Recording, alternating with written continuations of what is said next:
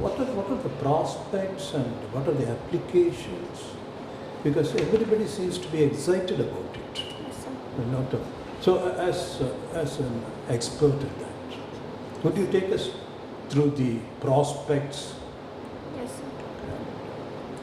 Sir, artificial intelligence, it refers to the process in which the machines, they can think rationally and logically just like a human being without being explicitly programmed for it. So it is taking I its... will stop you. Sorry. Yes. Huh? Yes, I know sir. it's very bad to stop your stream of thought, but then that's very interesting the way you defined it. Again, come again. What did you say about? You mean to say the machine will be able to think logically, Yes, sir. rationally, Yes, without programming. My God. Sir, I will rephrase it in a proper way. No. Yes, You're sir. right. Absolutely. Yes, I mean, sir. no need to feel apologetic about it at all. You're right, Yes. perhaps. And that's very interesting. Yes, sir. A machine will be able to Yes, sir. think logically, Yes, rationally, sir. without human intervention, Yes, sir. programming. Yes, sir. Yes, sir. Am I right? Yes, sir. If so, I'm deliberately asking to put it across to a layman. Yes, Okay, sir. because this is very exciting. Yes, sir. How without programming or human intervention, machine can learn on its own, Yes, sir. not only learn but think on its own, rationally, Yes, sir. and you said some Logically. and logically. So logic is there, it is okay. Yes. Rationally. Yes, sir. Possibly emotionally also? No, sir. No. Till now we have not developed. Okay, so even with this, even without the emotional dimension, Yes, sir. how is it a machine? This is, in other words, in simple terms, how can a machine be intelligent? Let me ask it very, very simply and maybe stupidly to a scientist like you. How can a machine, because so far a layman is under the impression Yes, sir. that it is a human being, the sentient beings, they alone are capable of thinking, sensing, feeling. But suddenly we say, no, a machine, a lifeless thing. At least on that there is agreement. Yes, A sir. lifeless thing like machine, Yes, how can it think? Is it not an oxymoron, a contradiction in concept?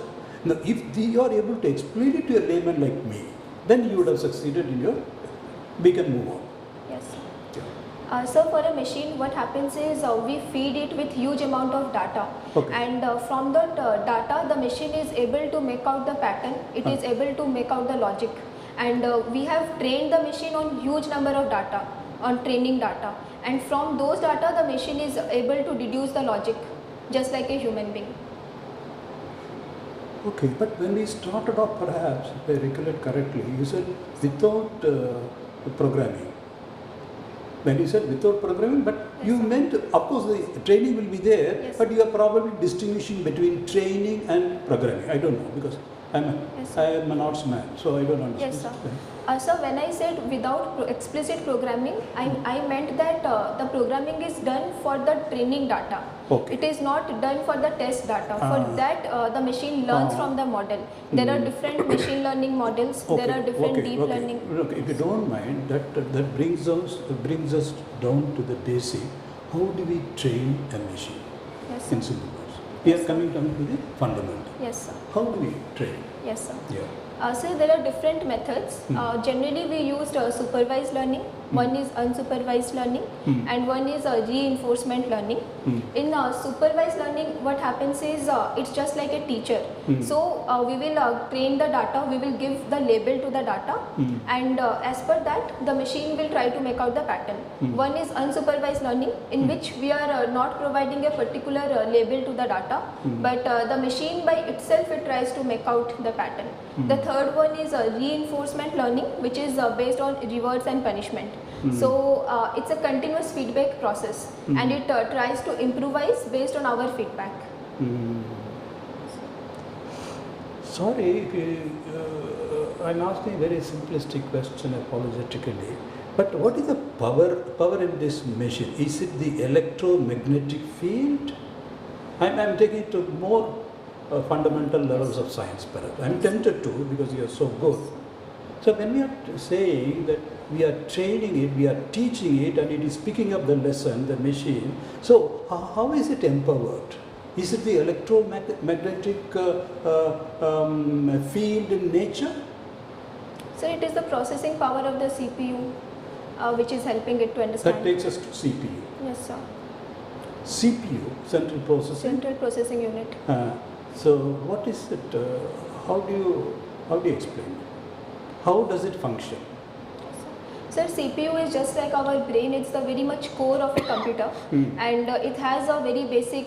It has memory. It has arithmetic and logical unit, which can do the very basic functionalities like addition, mathematics, and all those things. Okay, we'll leave it there. So going forward, you think we have reached the limit of the artificial intelligence and its applications, or it is limitless and we have just begun? What is your take? Sir, I believe we have just begun, and there are other things like cognitive computing, where it is predicted that we will move towards artificial emotional intelligence, where after a few years the machines can also have emotions. So I think we have just begun, and it has a long way to go. One last question before we move on to other areas. Whether we talk about machine learning or artificial, incidentally, what is this, that chatbot or something? ChatGPT. Yes, is it an evolution of the artificial intelligence? Yes, sir. Yes, sir. So ChatGPT has been very much different from the other language models till now. It is a generative AI, and it has been trained on a huge amount of text and data, and based on our input, it can very easily predict. It can even write essays and creative stories, poems. So it has been an evolution. So Ayushi, isn't it? Yes, Ayushi, is it not going to impact the pedagogy, teaching, the student career, the teaching world, the academic world? Is it not going to impact it almost in a revolutionary way? Yes, sir. Because your projects, your PhD thesis, everything is done in no time at all practically, isn't it? So it is going to alter the scenario very drastically. It's almost a revolution. So how are you going to face it? Sir, I completely agree. It is going to impact the education sector in a big way. And to face it, first of all, many colleges, they have banned ChatGPT so that the students cannot do the homework using ChatGPT. And also there are different models where we can check the plagiarism if at all it has been copied. So we need to work on that. And third is we need proper regulation in the education sector, so that ChatGPT cannot be used by the students while doing the project or thesis. By the way, what do you think of the new education policy we have adopted? And again, there is a lot of excitement about they say it's a paradigm shift. Is it? Is it? Yes, sir. Sir, I do agree, because we have till now our education system was based on rote memorization. It lacked the creativity. But now our focus is shifting more towards creativity, vocational training. That has been a paradigm shift, because and also we are introducing new life skills. From class 6 we are talking about coding in Python. We are talking about giving vocational education. And the most important has been the early childhood care part, because the child brains, it learns the most in the initial days. So that has been a paradigm shift. And Ayushi, we find from the biodata that you were in Delhi, you were associated with an NGO for quite some time. Yes, sir. 6 months or so. Yes, sir. Was it? Yeah. Yes, sir. And you have been working for the cause of the poor marginal children. Yes, sir. Tell us something about it. Yes, sir. Sir, actually it was for the UPSC aspirant. There was an All India exam Sambhavan for the economically weaker sections, and the people who were selected from that initiative were given a free education, free training in the UPSC and mentorship. So I was assigned as the role of mentor for around, there were around 25 students, and every week I used to conduct a Google Meet session, so that I can understand their problems and whatever issues they are facing, and I can show them the correct path.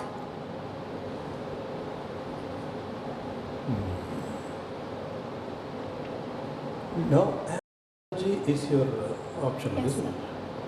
The study of anthropology, how does it benefit you as a prospective civil servant? Yes, sir. Sir, anthropology has taught me many things. Right. Coming to the very core value, it is cultural relativism. That is, we have to understand the other cultures from their viewpoint. So that has made me more understanding towards others' culture and more empathetic also towards others. Second thing is the methodology of anthropology. It talks about participant observation, in which we have to be one among the people to understand their problems. So as a civil servant, I would be many times I have to solve people's problem, and I believe that I will be inculcating that core value in me. And third is it has given me lot of idea about tribal development, about our village in our India and our Indian society. So that will give me a unique approach to solve the problems in my area. Right now, India is chairing the G20 group. A lot of activities are there. Yes, sir. Foreign, finance ministers met Yes, sir. recently, Yes, sir. though they could not reach a consensus. Yes, And foreign ministers Foreign also. ministers. So why is it we are not able to reach a consensus on what? How did consensus elude us in the finance and also the foreign ministers? Why? What is the issue? Sir, the main reason was there was lack of consensus between China and Russia were on one side, and the Western countries are on other side. And the most of the thing has been related to Russia-Ukraine war, because according to the perception of the war is different as per the Western countries and China and Russia. And for reaching consensus, as it has been stated that there are some issues which we cannot reach consensus. For that, the other issues should not be ignored. We need to reach consensus on issues like climate change and debt. So other issues needs to be reached at consensus, leaving the problems which cannot be solved right now. Taking you a little back, even this contentious issue which is eluding consensus, what do you think of the Russian-Ukraine war? Your thoughts? Because obviously this is the one after pandemic, Yes, and climate change, and this is a matter of concern for the international community, Yes, sir. and Yes, as a sir. student of Yes, sir. international history. So Yes, what are sir. your thoughts? Sir, my thought is that we should respect the territorial sovereignty of a nation, and at the same time I believe that the international community, instead of escalating the war and instead of going for blame gaming and voting against the country, they should try to reach a solution. So that can be done by forming some committees and making sure that the concerns of Russia as well as Ukraine both are being addressed. That's my thought. What are the concerns of Russia, by the way? What are the concerns that should be addressed? Sir, first is regarding its security threat, the eastward expansion of NATO. So for that, a clear-cut agreement needs to be done. And second is Russia had expressed about the Minsk agreement and its dissatisfaction over Ukraine.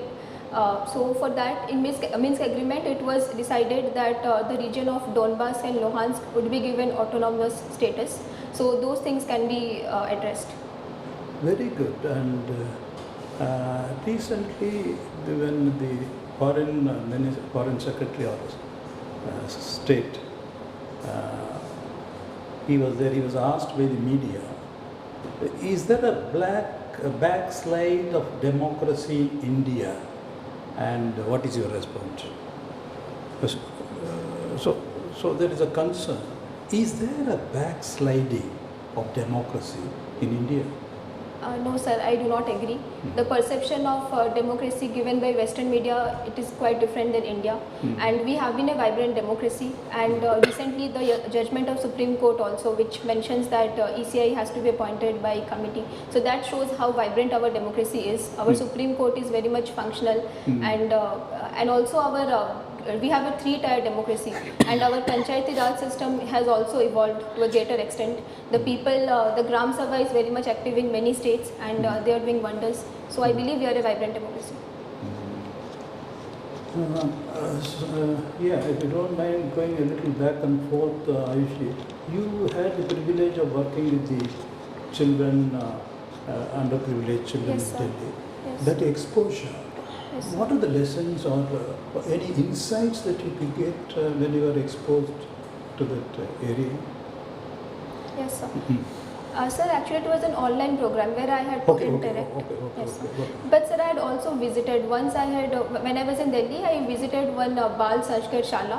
So there the children, very small children from class 6 to class 12. So they were provided training and they were provided life lessons like meditation and Gayatri Mantra.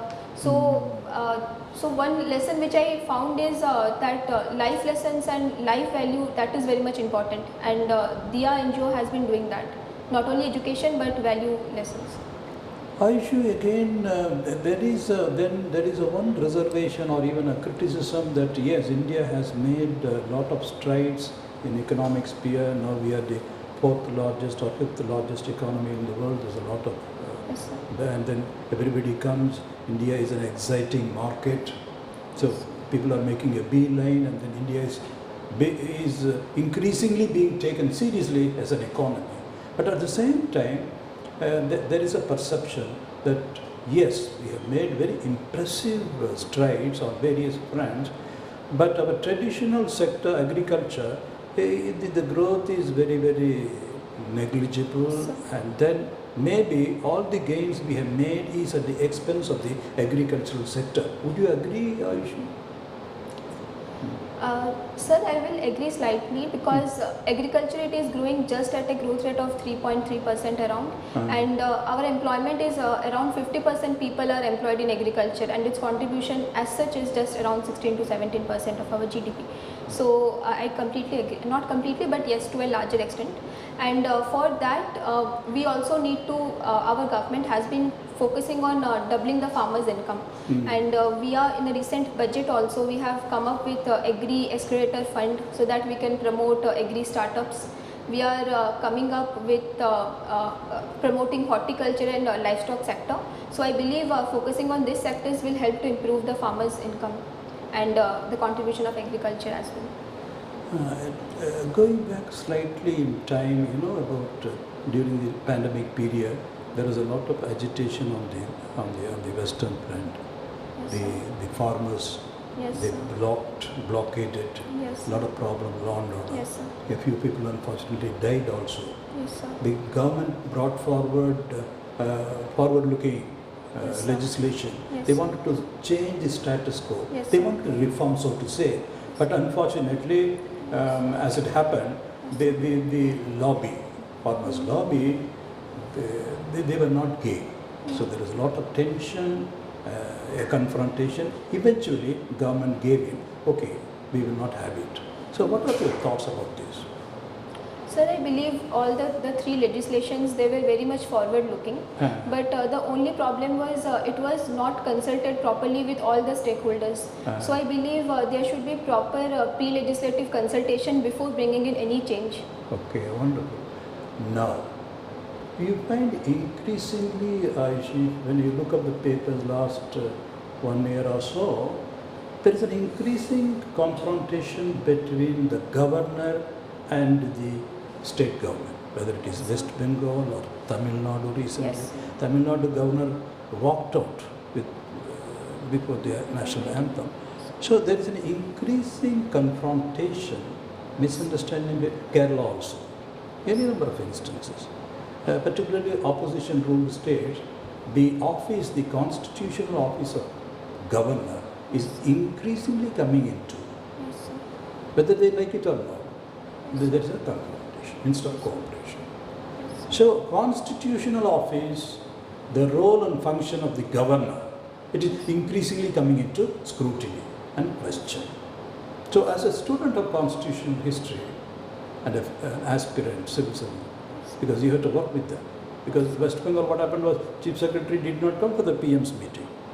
So the civil servant, he has to face the brunt when the CM and PM or the governor and governor wants the Chief Secretary to go, DGP doesn't go. So you will have to face it. So what is the way out? How do you how do you look upon this, Ayushi? Yes. Sir, I believe we have to respect the constitutional positions and the offices. And as per that, a civil servant has to abide by that. A civil servant has to respect the values of the constitution instead of any person. So he or she has to abide by that rule. But the question is, and the criticism is, after all, the chief minister and the state legislature, state government, they represent the will of the people. And in democracy, ultimately, it is the will of the people will prevail. Yes, And the sir. governor is a constitutional head only. Yes, sir. He has to abide by the aid and advice of the. Yes. He has no jurisdiction or powers to go beyond the Yes, sir. advice of the cabinet Yes, minister. sir. So even some people are asking, is there a need for a governor at all? So Yes, sir. what would be your thoughts? Sir, I believe we are a federal country, and therefore the role of governor becomes important in that sense. And secondly, if we look at our constitution, article 163, it mentions that governor is bound in advice, but in some cases the governor can exercise his discretion. So we don't need to abolish it, but I do believe there needs to be some reforms in the governor's office. As Punchi Commission had also recently, mentioned that the removal of the governor should be done by a proper process of impeachment. And while appointing the governor, the opinion of the chief minister can be taken. So I think this reforms needs to be brought in instead of complete abolishment. I was looking at Samaj paper today, Ayushi, and they say, and of course other papers are also carried it. Our Honorable Chief Minister has said, the empowerment of women Yes. is a reality. Yes, sir. A reality.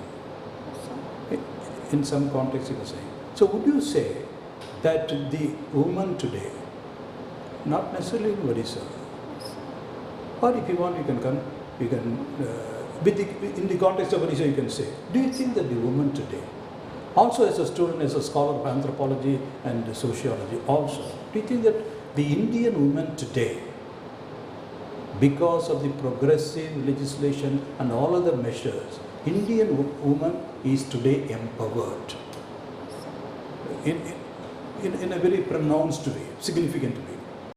It is still a myth. It's only a projection. It's only a publicity. She is far from being empowered. She continues to be disempowered, shackled as before. What would be your thought? Sir, I believe today the Indian women are empowered. They are digitally empowered, they are financially empowered, and different schemes like SHG, it is empowering the rural women. Now they are financially independent through SHG schemes. A lot of we can see women entering into STEM sectors also. Like last year, 40% of the recruitment were women in the IT sector. So women are empowering, but there are many issues. Like recently, Supreme Court had highlighted that number of cases of domestic violence, around more than 4 lakhs are pending.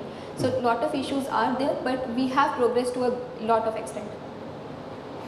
One last question and then Professor will take over.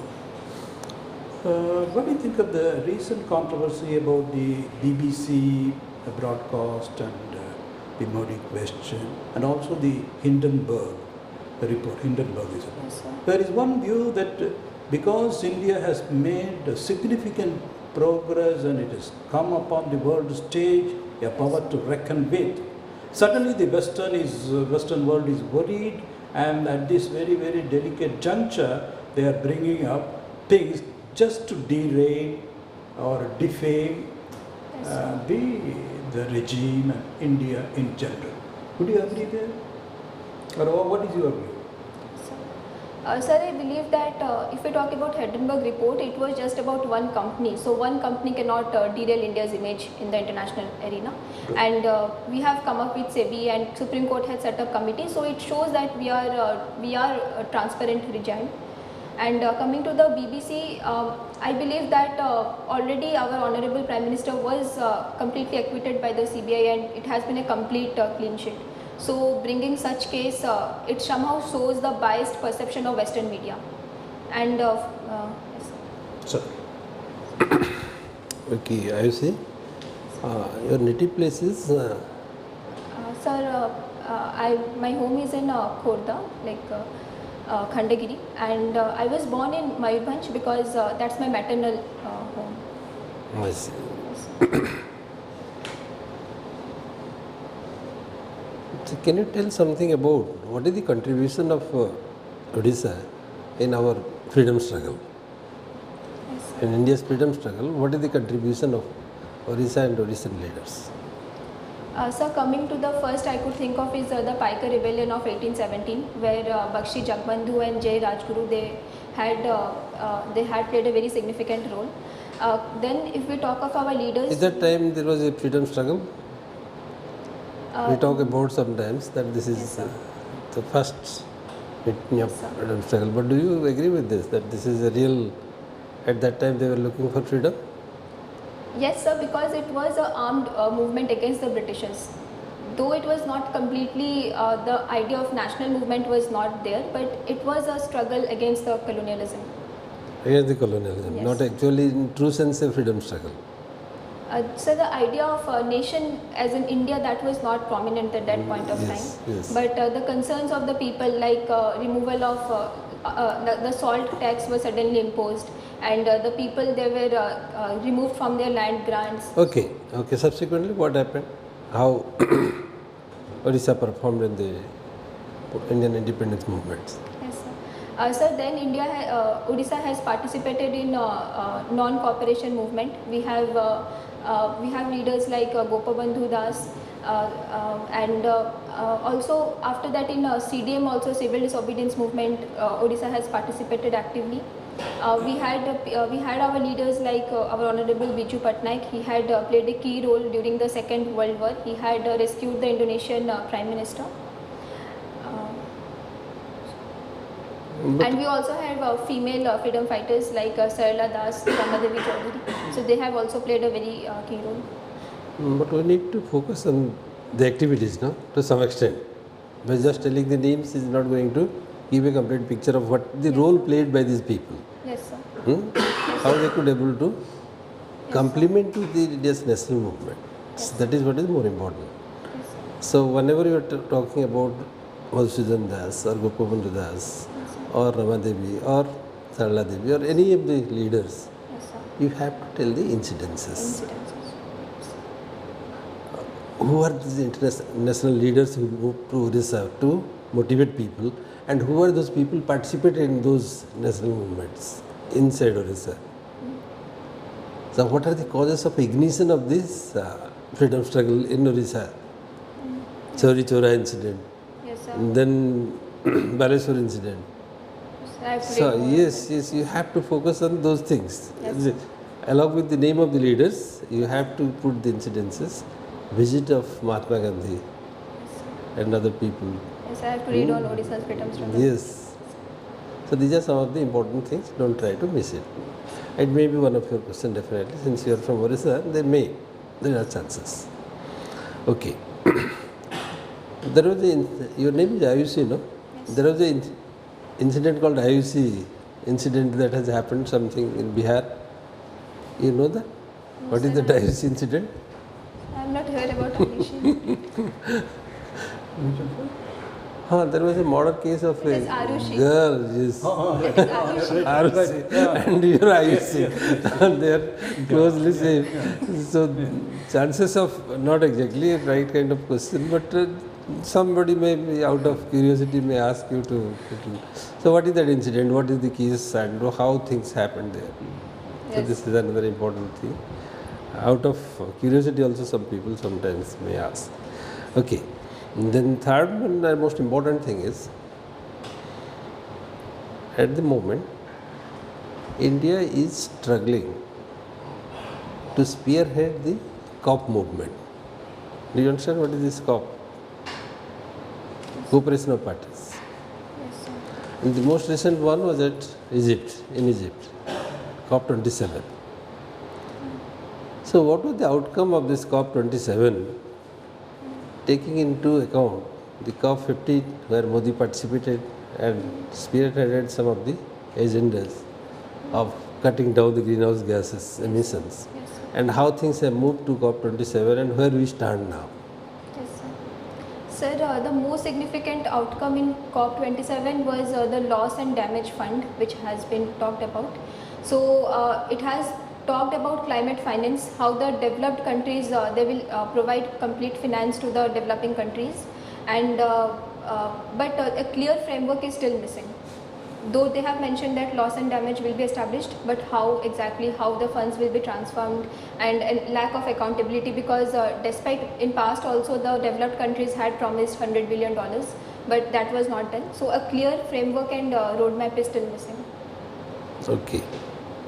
But what about its energy emission cut downs? The 5% cut down of all the Yes, sir. energy emissions. Yes. That was the consensus in 2015. Yes, sir. What is the status of that? Sir, many countries have promised net zero by 2050, and India particularly has promised net zero by 2070. And what is that mission India is leading towards this? We have come up with a lifestyle for environment movement. We are focusing on bringing behavioral changes to cut down the emissions. And India has also given a Panchprit principles, and we have come up with clear-cut targets for renewable energy. And also we have taken Green up hydrogen mission and other things. Green Hydrogen Mission, and Yes, then Solar Alliance, Yes, sir. International Solar Alliance. Yes. That is one of the spearheading programs of energy, the reduction in the energy emission. Okay. Since the formation of Quad, there has been a lot of conflicts are coming up. How do you look at this? Is it feasible that Quad can function to an extent in which they have been formed? Do you understand what is Quad? Yes, sir. Yes, sir. Who are those countries who have joined together? What is the mission? India, USA, Japan and Australia. So the main aim is a free and open Indo-Pacific, and it is not only about free and open Indo-Pacific, but also they are collaborating on technical transfer on climate change. So I do believe that that Quad can act as a collaborator where technological transforms and the maritime security, all those things can be looked at. But it has ignited the situation more than cooling down the whole incident. Sorry, sir. It has ignited the conflict to a larger extent than what it was presumed. And China is now vehemently opposing to this and not obeying this. Yes, sir. Sir, China has mentioned Quad as Asian NATO, but I do not agree Yes. with China's viewpoint, because Quad does not has any purpose of militarization, or it does not purposefully targets China or any such thing. The only purpose of China is to ensure a rule-based international order, a rule-based Indo-Pacific, and also to collaborate on issues like climate change, technical development. So then why China is not supporting to this? What is the interest of China that goes against with the Quad? China sees the grouping as a way to target China, because China has been increasing its footfalls in the Indo-Pacific from different maritime bases to submarines. So and China believes that forming such organizations will go against China's maritime interest and economic interest also in the Indo-Pacific. China's hegemony over this Southeast Pacific, the Pacific Ocean, is Yes, sir. going to be jeopardized Yes, by sir. the presence Yes. of these forces. Yes, sir. So he cannot play as an independent Yes, sir. player. He has to compromise with this, Yes, sir. which he didn't want. Okay. So you have been involved with the millet mission activities. Yes, sir. Do you understand what this millet mission activity at the moment and why we are promoting this millet mission? Yes, sir. What is the reason behind? Yes, sir. All of a sudden there is a boom in the millet mission activities. Yes, sir. Yes, sir. So we are promoting millets. So the main reason is we are now focusing on nutritional security, and millets are a rich powerhouse of vitamins and minerals and calcium, magnesium.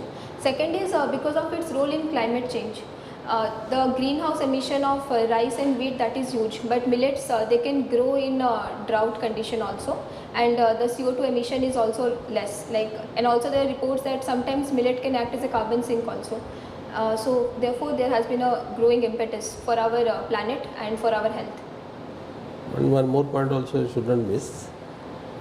Water requirement is much Yes, sir, less. water requirement. That is what we are going to Yes. face with the climate change. Yes, sir. Yes, So this can withstand the drought sir. Drought situations. situation. Yes. So desertification process which is moving fast to counter this Yes. and to mitigate this problem has been considered as one of the One of sphere the- programs.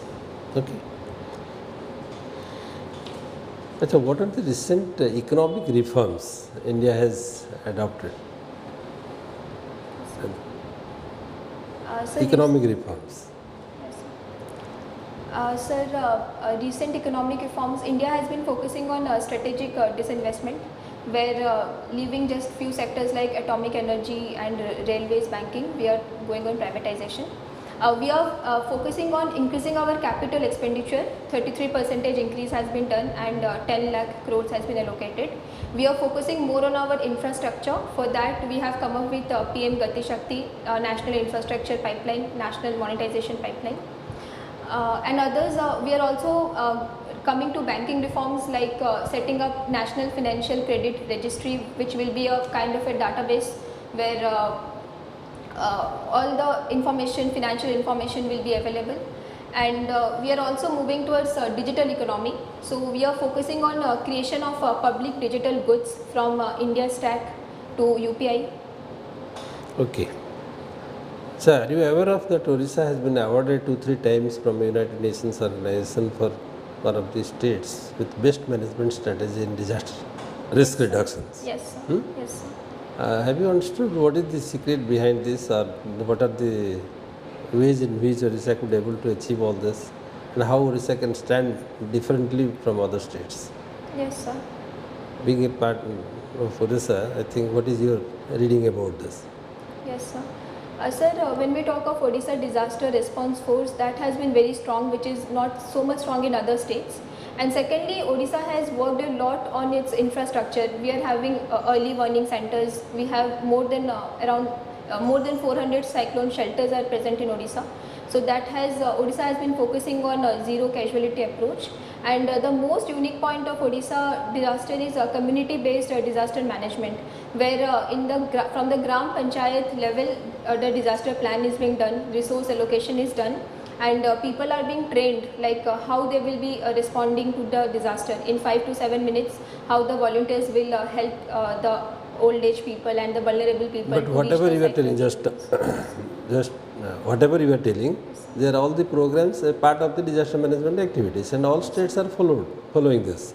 Not that Orissa is only following, Yes, sir. but still then other states are not faring well, but Orissa is fared well. So what is the difference? That is more important. Programs are all right. What is your understanding is correct. There is nothing wrong in it. But how Orissa stands different? Zero casualty is the approach that from the Sendai framework all states are following. Yes, sir. Infrastructure building up, that is also there. Yes, sir. Critical infrastructure needs to be Yes, sir. sensitive and needs to be disaster proof, all critical 5 infrastructures. So those things are there. So but then how Orissa is performing, and disaster rapid action force, every state is having that. It's not that only Orissa is having. So then what made different? Sir, Some I believe- insight into this. I believe the implementation part, though we have other states are not following it properly, the implementation part, Odisha has worked on that. The administration has focused specifically to tackle disaster, to mitigate it. Something you have to come over along with all these answers. Yes, There sir, may I be will. one or 2 points you may be add to that. Adding to that is there is a dynamic governance system to move this mechanism. So like the 5 T's is mechanism. That is also part of that. But there is a dynamism in governance and taking down the power from the state to the grassroots level, just Community. like as it happened with the COVID. So there is a complete network of shelters which is acting as a preventive, acting as a proactive disaster prevention activity, multi-purpose shelters. So addressing to the issues together. We are addressing to this because we are facing cyclone, we are facing flood together. Yes. And they are the 2 most important. And then few more things which are also gradually I am going to add to this is climate change related issues of the coastal zone. So these 2 issues are addressed together. So that's why our multipurpose shelters are functioning well, and we have put more emphasis on evacuation so that people are taken to safety at the time of disaster. So we are putting, so governance is working very fast. So that is the actually secret to the success. Okay. I think, sir, it's all right. Yes, Ayushi, and now you can ask us any questions. You have any questions to ask of us? Yes, sir. So one, I have to know that how can illegal mining be curtailed, because that is one of the issue Mayurbhanj and especially Odisha is facing. Illegal mining. Mining? Illegal mining can be Sand mining or how to tackle it? yes. Sir, I think. Achha, now there is, actually I wanted to forget something. Now geospatial technology has been widely Yes, sir. used Yes, sir. to target these lease areas. Yes, sir. So previously what happened, the area given as lease were based on the cadastral maps of the village level. And identification of those cadastral map identified areas in the field becomes very difficult to validate. So there has been a lot of mismatch between the lease area given to the people and actually over the area, lease area where people have worked on it for mining. So this has created a lot of problem. So now we have put geospatial technology to exactly locate the areas which are supposed to be given with the lease. So there is clear-cut demarcation based on the satellite images and satellite information. So there is no difference between what you are being given and what you have been doing. So absolute validation, 100% validation is possible. So by this actually we are now regulating the entire mining activity. So there has been a lot of reduction in the mining wastage and mining pilferage and mining theft or whatever you may call it. All those things have been controlled to a large extent because of this. Previously it was not knowing. Somebody will say that this is my area here, but the actual lease is not been given here, actual lease is given here. So that demarcation was a crisis in the past based on surveys, land surveys. But now there is absolutely geospatial technology, role of remote sensing, role of GIS, role of RFID GPS. tag also we are using. RFID tag like. That is also there. Yes, sir. For So transit these are now solving these land alienation issues, not only at that level, at various levels also. But still, sir, nexus is there because recently Ballistic. Nexus is a different problem. Nexus is a different problem that is to be addressed by some other activities. But the basic differences between the leaseholder and the lease giver, that difference is now sorted out. So now any criminalization activity or any kind of other activities can be scrutinized very well. And that's how lease cancellation has been done for many mining people, and accordingly things are going a little more transparent. So then issues like mob lynching and others. Mob lynching. Okay. So how do we handle such issues? Why do you have these particular questions you were asking about? So because I could not come up with a solution proper for mob These questions lynching. were asked last time? No, is it last time it was asked? Yes, sir. Yes, sir. Like recently, mob lynching incident has been there. Cow vigilantism. Yes, no. Like Professor rightly said, Yes, sir. any samasya, any issue, any problem, we have to break it down into the components. One is identifying the areas. When you said nexus, that is the implementation, execution, law and order, part of the governance overall. So that will take you into the areas of governance. When you said the nexus, what do you mean by nexus? What do you mean by nexus?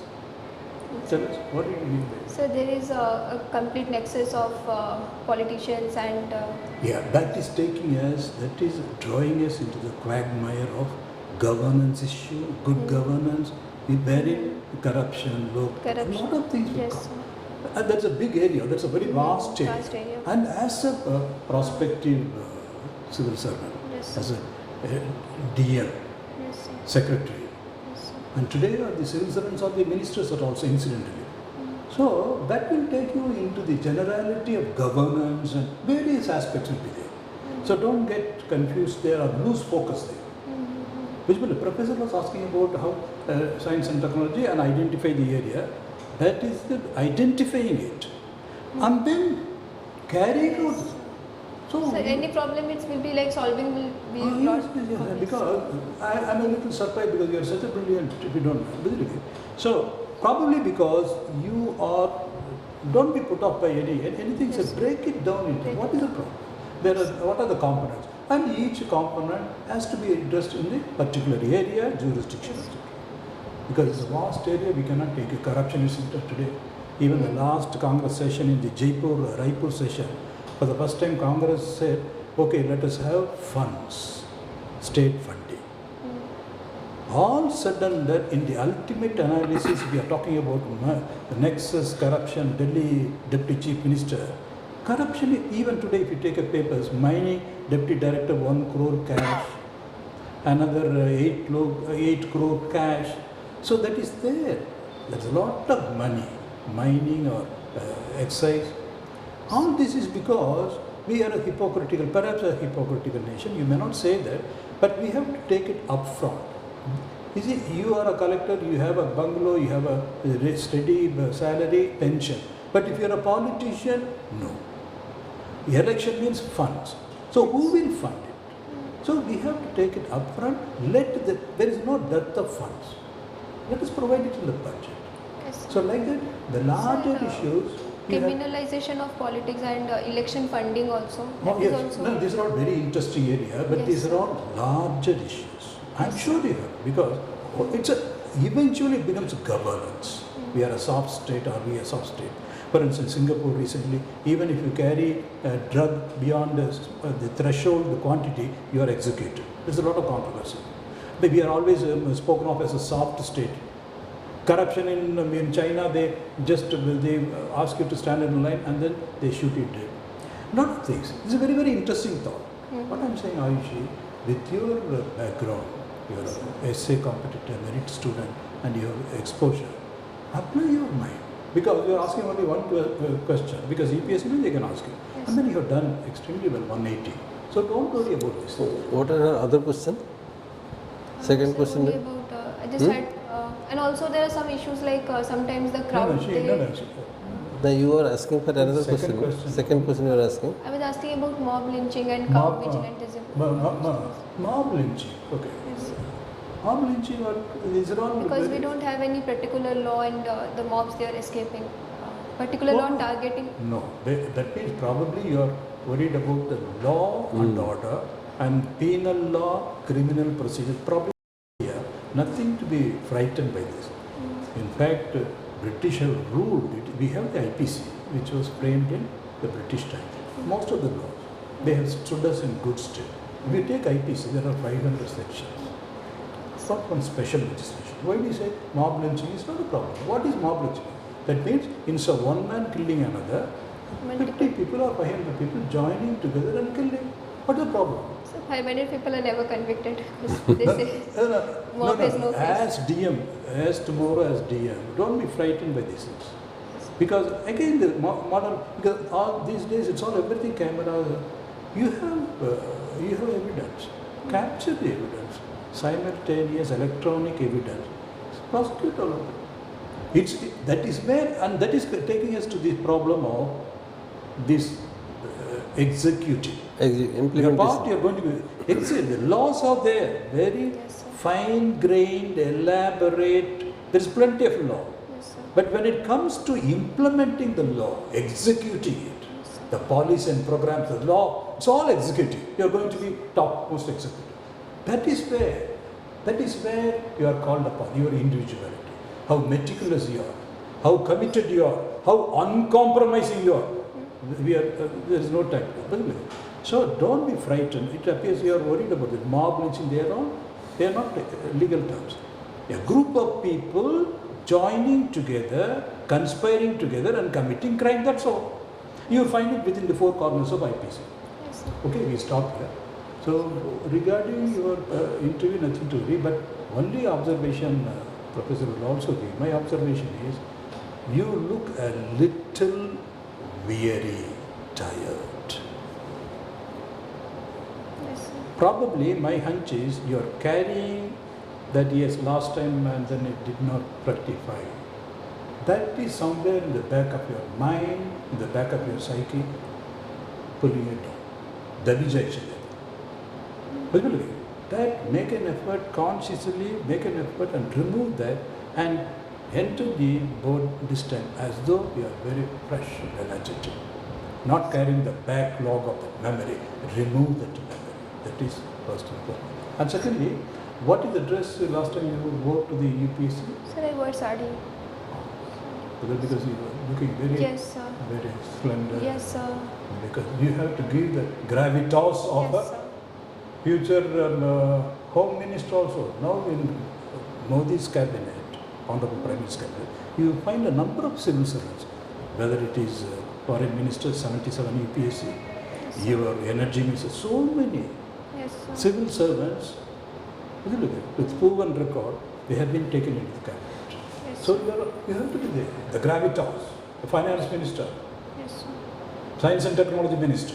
So when you go there, you will have to be pleasant, energetic, and also impress them in their mind's vision. Yes, Ayushi has the gravitas of Finance Minister. You have to carry that. Are you feeling little serious or little No, sir, nervous? actually, Or? my health is not that good today, so. Okay. And so we look at you in a different note. That is what we are feeling. That you feel either serious or maybe because of your health, maybe you are a little concerned. But that should not dampen your spirit in the interview. Absolutely, sir. Absolutely. It can happen anytime. Health can happen anytime. But interview date will not shift for you. Yeah. Now, so you have to cool and compose and remain.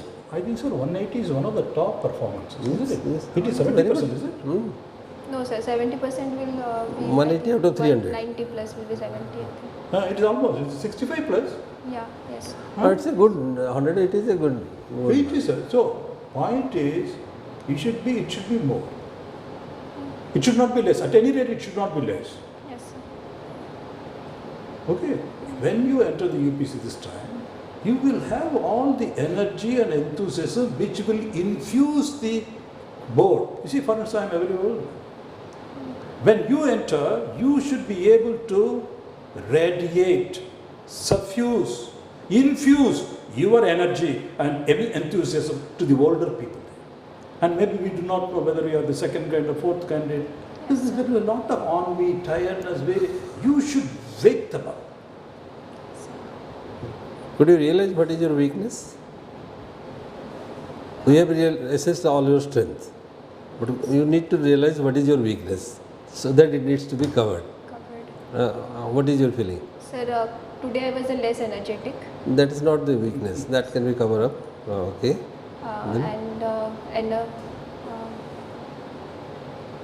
Sir, I'm not able to make it out. Not making.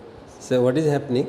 When we are asking you questions, you could able to give a very first hand answer, very good. It starts with a very good answer, but while ending towards the answer, it goes cut short. You don't drag it to the ultimate. Means the vision of the answer is missing. You are starting with a very good note with the question. Question was put to you, you start with a very good note. So that very good has to escalate towards the end, but it is coming down slowly. And your spirit is also coming down along with the answer. So that should not happen. Even if you do not know, doesn't matter. You started with the note, go with the note also. So that board will feel your confidence level is high. You are very good. She has good contents, no? She has good contents. There is nothing, no problem with her Because contents. before you enter, when we look up your biodata, we become excited. There is a computer and then merit scholar, 90 plus, consistently 3 years merit scholar, essay competition. We didn't have time, otherwise I would have gone into that. And then exposure. So an outstanding academic exposure. You raise the expectation of the board even before you enter because your credentials are outstanding. Let me put it this way. And you proved it also, 180 last time you have UPSC. But this time, when you enter, as you said, a little sad, preoccupied, a little diffident, not very sure, not asserting yourself. All these things will become leadership. And you said, yes, you are leading in a team also. So you are a leader. All this is a proven record. You are a leader, you are not a bookworm, and then you go, empathy for the people, all those things. And some of your answers are very brilliant. The national, international level. But as Sir put it, he about this, how come Odisha among all other states, Odisha is supposed to be a backward state, how come we have come in for international attention and recognition? Then he said, yes, we have the infrastructure in place, the processes in place. Hey, it's all fine.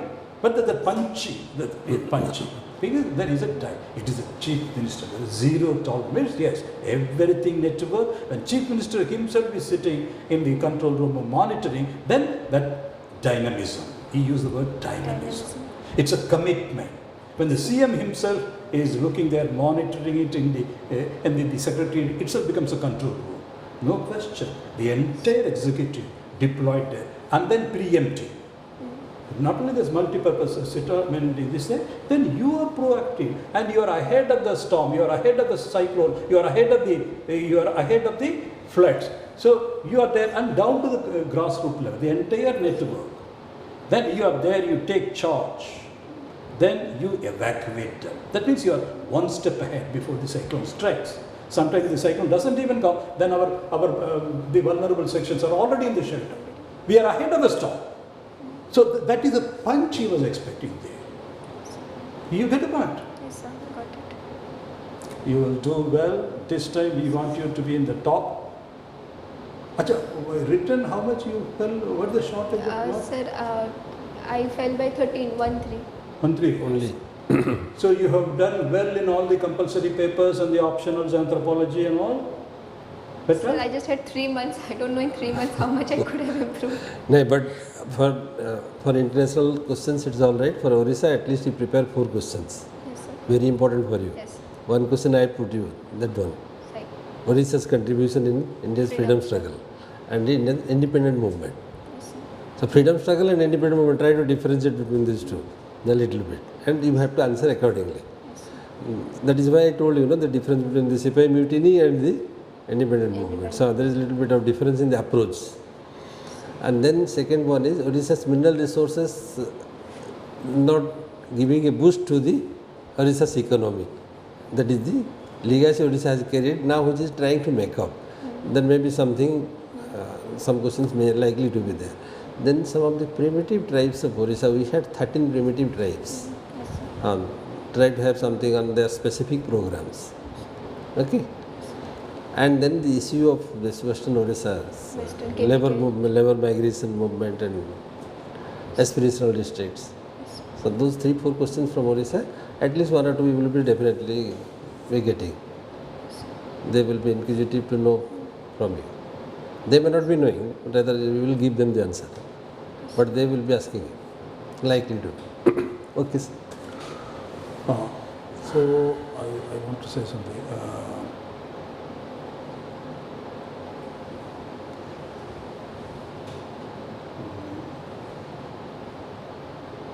Regarding your, sorry sir, I'll just take on. Regarding your questions, that is, what is this mob lynching, sand mafia, that seems to be an area.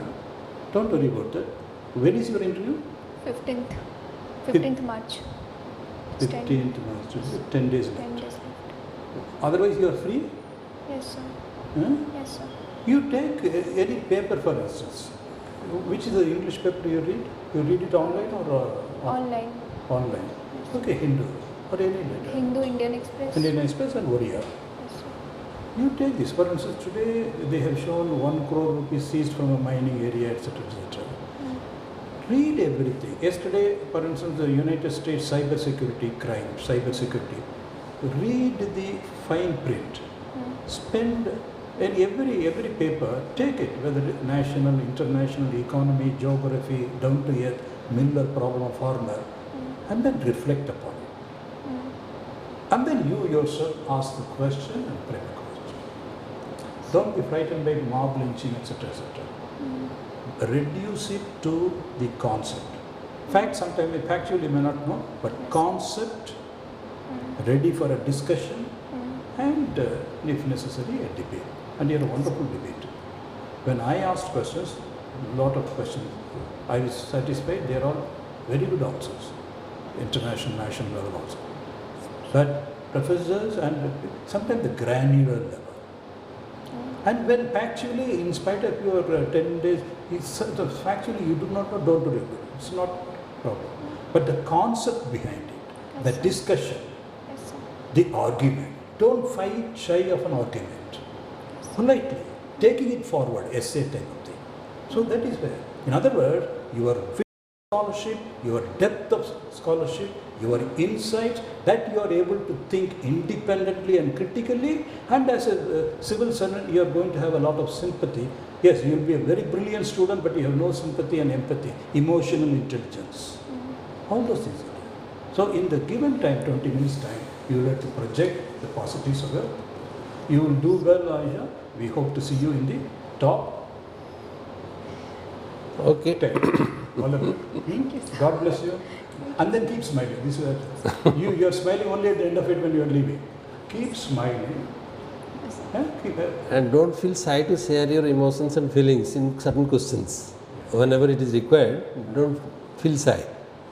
Because there are certain questions where there is no answer, definite answer, where you have to share your feelings and thoughts. And don't feel shy on that. The focus is your personality, not our. We are there in the background. Just these questions are only to elicit, draw out your personality. And as sir rightly said, bring forward and don't fight shy. Help them, and then at the you should be proactive and project the positives of your personality.